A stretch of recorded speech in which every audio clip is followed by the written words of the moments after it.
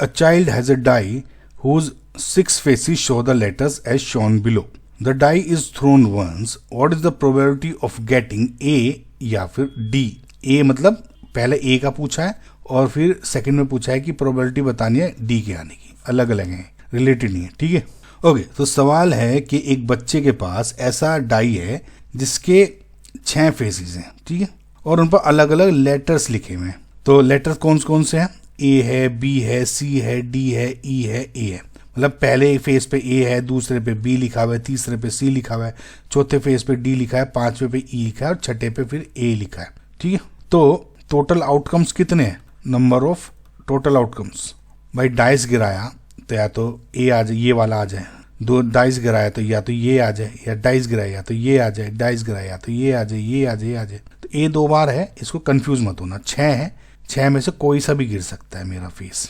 तो total outcomes कितने हैं भाई? क्यूब है ना, ये डाइस में क्यूब होता है. क्यूब क्या होता है? 6 फेस होते हैं, तो 6 आउटकम हो जाएंगे. ठीक है, कोई सा भी फेस गिर सकता है. अब पूछा है probability of getting a.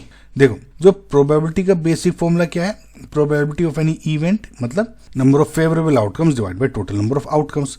Now total number of outcomes तो आपके हो गए 6. अब फेवरेबल आउटकम्स क्या होंगे? तो लेट जस्ट से कि पहला आपका इवेंट हो गया प्रोबेबिलिटी ऑफ गेटिंग ए.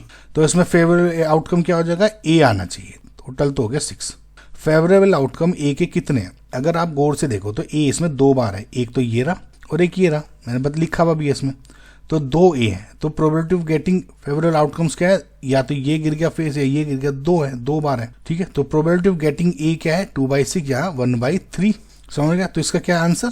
1/3. अब पूछा है probability of getting a D. अब डी देखो, इसमें सेम वही. डी कितनी सेकंड है? Probability of getting a D भाई टोटल आउटकम्स तो अभी भी 6 ही है. डी कितनी बार है? 1 बार. ठीक है, यहाँ भी देखो 1 बार डी लिखा हुआ है.